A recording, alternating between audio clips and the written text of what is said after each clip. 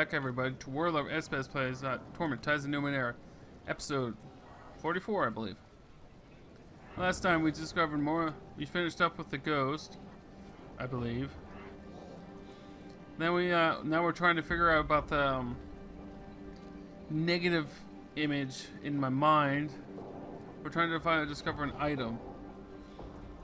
I'm not sure where to find that item, but we'll continue searching. I think maybe the doctors might know.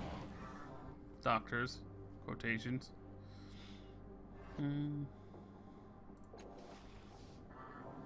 Nope, they have absolutely nothing in use. All right. Anybody else? Ah, maybe these three girls.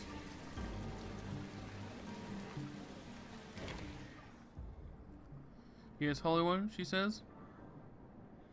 Who lived in the ruined house against the cliff?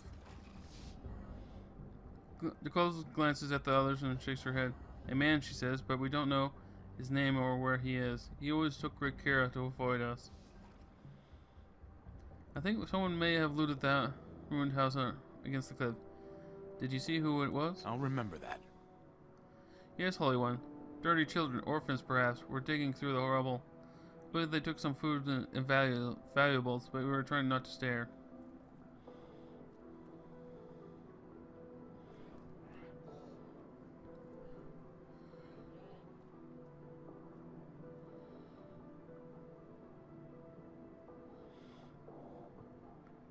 I may need you to smuggle a crippled Stitch out of the district. No one must see it. Must see you. Can you do it? Making a note. Can you do this? If that is your will, she says, looking nervous. Let us know when you wish us to proceed. Crippled Stitches is hiding in the dump. Go now and bring it somewhere else. I'll remember that. It will be done, Holy One, she says, bowing. We'll return shortly. Alright.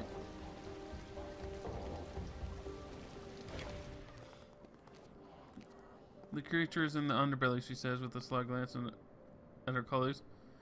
We're dressed in Brant's robes, and since he is the largest of us, people tend to avoid us, so no one look too close. She bows.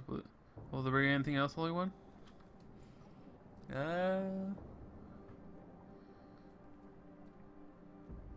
Yeah, watch over the children. Gladly, Holy One. We'll take care of them as if they were our own. Why are the orphans important to him? They must be valuable indeed. Alright. Yes. I like you girls. You may be crazy, but you're good kind of crazy. Now I have to talk to the children for a couple of reasons. All right. Zeb?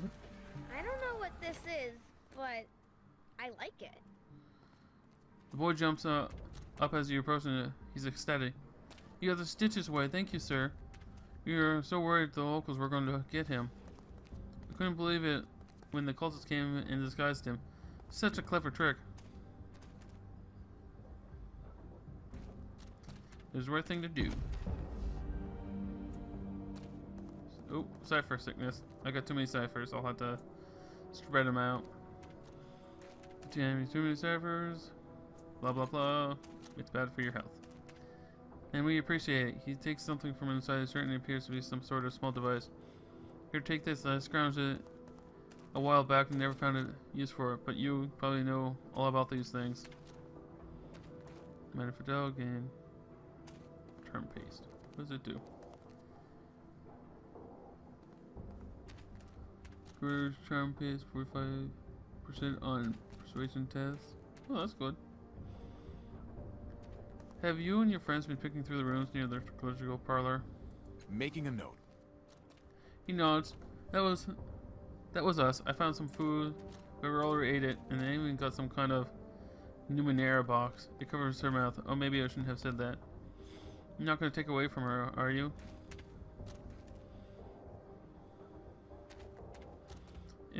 If it's what I'm looking for, I might. To be honest. I hope it didn't. She loves that thing. Have the calls of the chain god been coming by? Was it you who sent them? They're kind of strange, but they are nice enough. Bring us food all the time, give us a few coin. We're obligated to you, sir, for asking them to look out for us. Friends of our god, they said. Wonder who this god is. Alright. Before I do anything, I want to switch these items so I don't get like major problems. So which one should I keep and which one should I give? This one's just a damage dealer. Range attack. Knockdown. Base humanoid husk. There's the fog of war in a certain area. I don't really care about this one.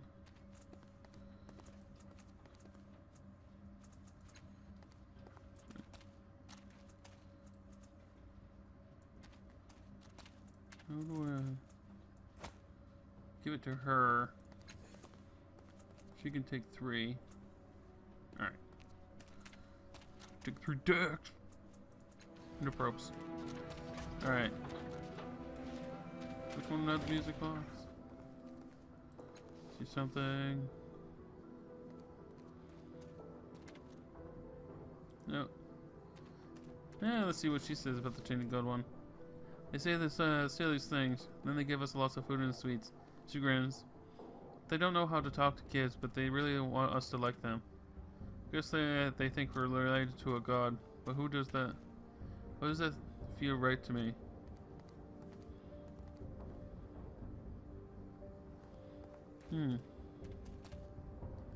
Are you related to a god? That'd be interesting. How about you? I've been treating you nice. Asking some questions.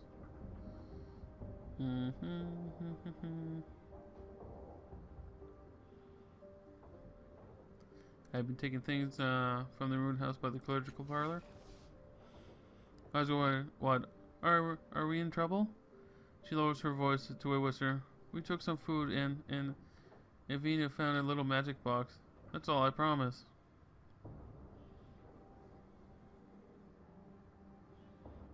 Huh. I don't remember seeing anything about the magic box. There's something.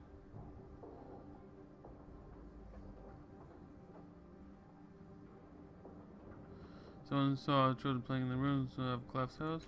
Was that you? She knows a shame. That was Zeb and me. We got some food and would have gone at bed anyway. I found something even better. Her lower lip sticks up. But it's mine.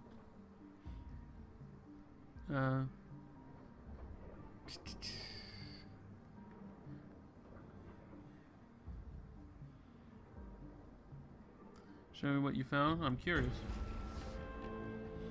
Honestly, she takes it out. Hesitantly, she takes it out of her pocket and shows it to you. Though it looks like she might snatch it back at any second. Looks like a small metallic cube, but there is something off about the geometry. As if it weren't quite seeing it in perspective. It's a trick box, I don't know why, but it just feels right when I pick it up. She twists it gently, this way and that, but the box remains sealed. You can faintly hear something rattling about inside. I haven't figured out how to open it yet, but I will.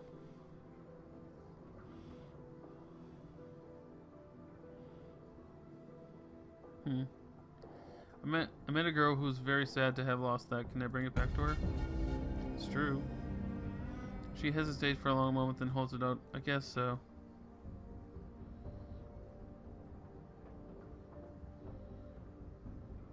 You're very kind. The girl's going to be happy. I don't know why I keep on getting red. I don't know, I keep on thinking red is bad, but it's not actually. It just means emotional. She manages a quick smile as she takes the box. Tell her I'm glad. Making a note. She pulls her eyes away from the box and she looks up at you. Was that all you wanted? Yes. Alright, let's look at the box.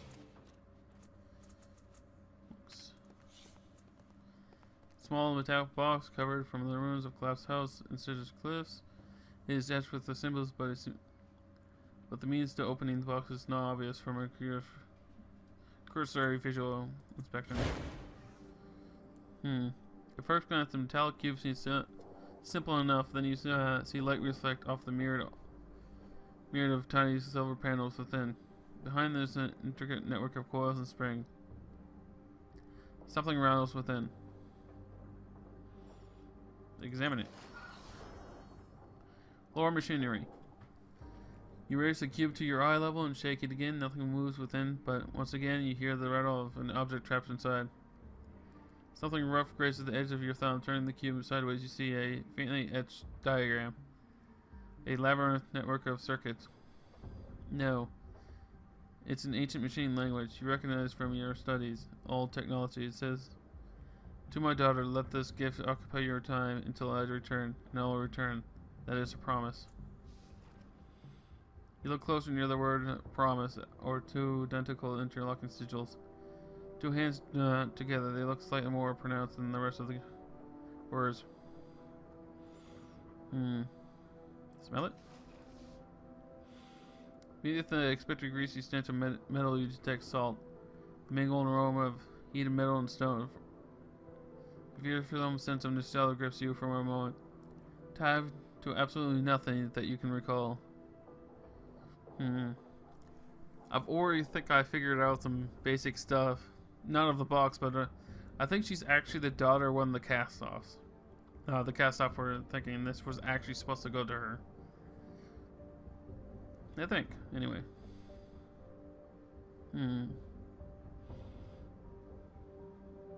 There's sound sigils represented joined hands. The button resists at first. It clearly hasn't been pushed in years, if it has ever been at all. But then it gives way in a somewhat whirring snap. A chorus of mechanical clicks begin inside, like the beating of many distant wings. They fall silent, and one of the sides glide away. Not into a suck, but into a non-existence. On the interface is a dark hole surrounded by more words. In truth, this time, 4 numbered buttons surround the circle like a point of compass. Read the inscription. Words spiral away from the hole in a thin engraved script. I enclose a memory of happier days along with the gift. So it is as I do. Cradle it in your hands and hear me when I say that I am proud of you. I hope you are not still angry with me.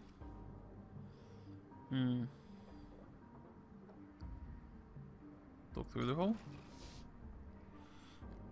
Fascinating depicted through the small hole in the tiny cube rendered by multicolored metallic panels.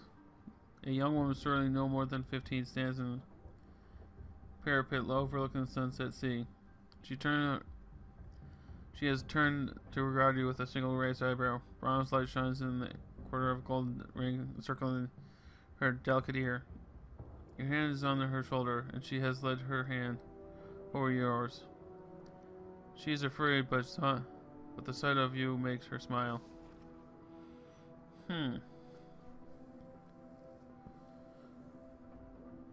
So, am I the father of her too? Interesting. Press the first button. Something clicks within the box. Second button. Cube, clunk. Fourth, clunk. First, second, fourth. Aha! Click. Clack. Top of the cube folds away, revealing the gift within. A ring loose from its cradle. Perhaps it get loose on its own, or perhaps the daughter solved the puzzle long ago and rejected the gift. You left the ring from its cradle, tuck it away, and snap the cube closed. What is the ring? Protected +2 armor, +1 resistant armor, +2 per tier resistance bonus. It's actually a pretty good ornament. Matter of fact, for armor. But I believe this is what the ghost wanted. So we'll give this to the ghost.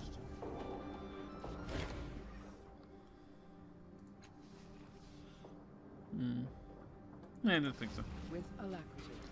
Yeah, maybe I was wrong about her being part of the family. I don't know. The very soul of action. Good for you. Go, go. Absolutely.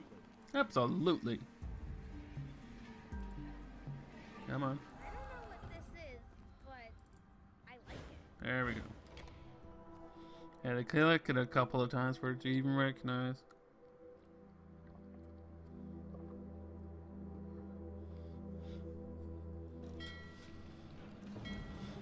Alright.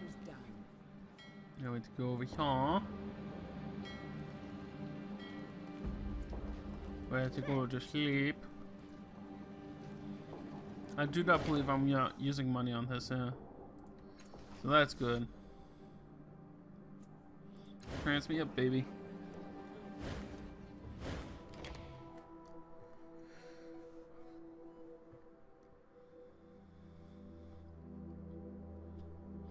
Don't underestimate the value of good defense.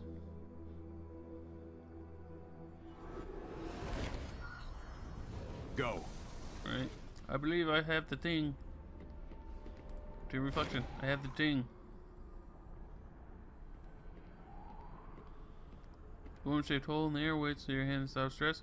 Place the puzzle box and I'll outline remember palm. that. You gently place the cube in the shadowy figure's hand. That goes over and a young woman, the one you found dead in the ruins of the house, plunges toward you out of the darkness, feeling the outline until the outline is her. So she nearly stumbles into you before she stops herself, blinking hard. Ouch, she says. You notice that the box you gave her is now ghostly as she is. Interdimensional puzzle box. Well done, the Spectre says, turning away from the surrounding someone. I'll give you two some room to talk. You turn to the young woman again. She glances at the darkness above you, and something about the expression reminds you of someone. Of course, the ghostly woman in the fifth eye. Who are you?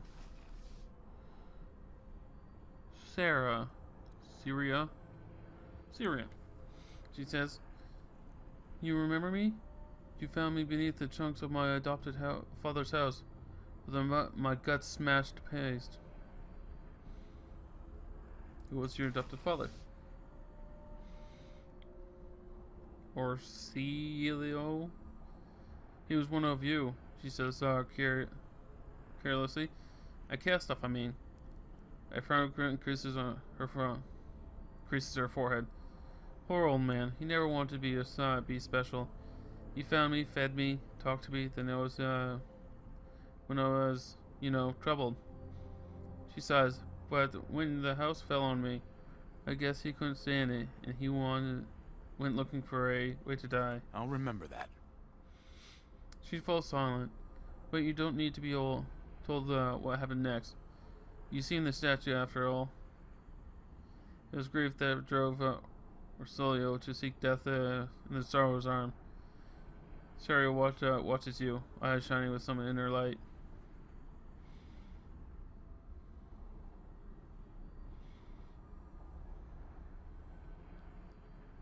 I'm sorry that happened to you. I'll remember that. Don't be. He tried to help me, but my life wasn't so wonderful. I was always confused. She sweeps the hair from her eyes. I had a voice in my mind, a woman telling me I was supposed to be her. Australia tried so hard to make me feel better, to talk to me when I was really bad. She smiled sadly. But I think he knew it couldn't last. She says, her smile fading. He was afraid, but not for himself. He believed knew I was going to die. One time he said he'd seen me die too many times, then shut himself up. She clasped a hand to her mouth, lowers it like that. She shrugged, but he wasn't wrong, was he? Even he was a little crazy to begin with.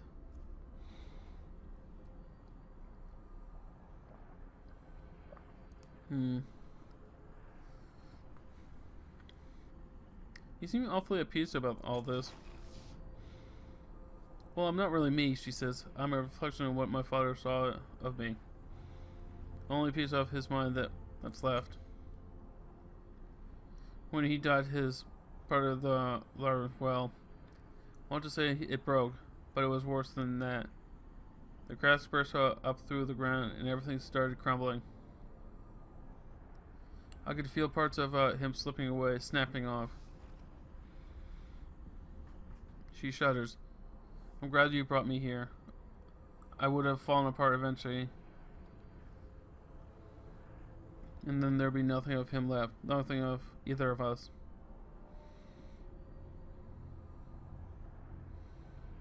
The creature named the Sorrow Killer, whatever his name. Do you have any idea how it found him? No, she says, staring at the air, thinking. He didn't abuse his power like some of you do. Didn't pull against the tides or use them as a weapon. He never wanted to be noticed, to be found. She breathes in and breathes out. Didn't matter, did it?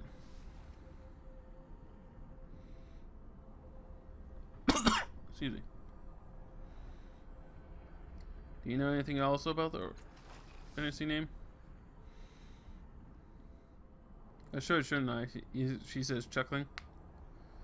I was part of his mind after all. She passes a hand over her forehead absently, leaving her ghostly eyebrows completely disheveled. But no, if I focus, I can see the other one he took care of. The ones that look like me. I mean, but it's like looking through a dirty glass, I think. I think that means he didn't want to think about them, or couldn't. She shrugs, looking away. I don't know why he spent all the time caring for us. I guess I'll never know for sure now, but all right. One time I asked him what his tattoo meant. Atonement, he said. But not, dramatically. He said it's like he was saying his name like. She pauses, rubbing her forehead again. Like it was everything he was. Like if he couldn't atone for, whatever it was, there was no reason to exist anymore. She sighs. But I don't know why he started all. Never get a chance to ask him. Grinning again, she rolls her eyes. And that's it. That's all I know about the man who raised me for years, kids, huh?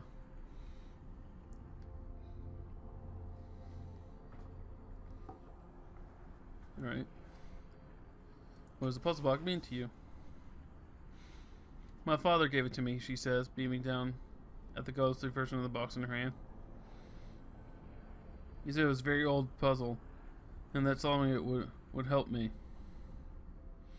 She chuckles. I never did, but following with it made me feel better. I always had the feeling that picture on it might mean something. But that was as far as I got. I'll be here, in your head. And she is. You're above, you fear her presence inside your mind as if she'd always been there.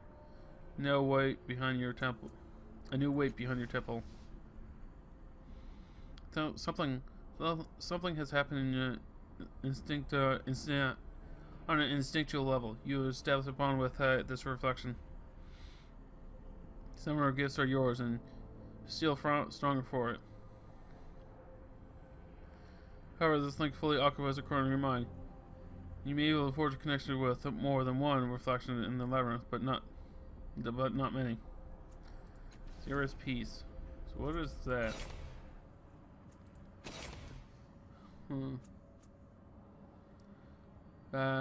Guess one in the gain 1 might, pool, speed, and intellectual. Sweet. Just all around stat boost. I'm ready.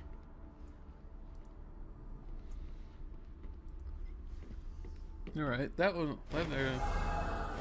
mission's done.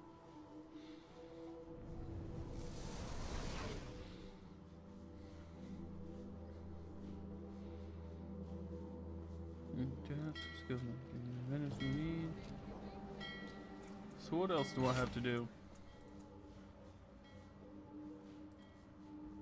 Not words. Owns purpose. So I'd have to take him on as a my team, I think. Hit an enemy. Venomous dishes escaped. Screen red, return Folsom. Alright. To action! I can cancel out his kill the Stitches plan.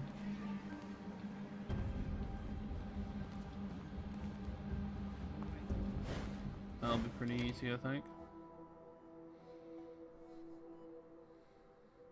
Wonder if I take Rin to the slavers and then fight them. If I get something like information about who she is or something.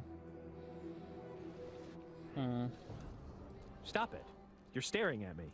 I'm trying to figure you out. I've never met anyone like you. Nor have I. Very well. You may continue staring.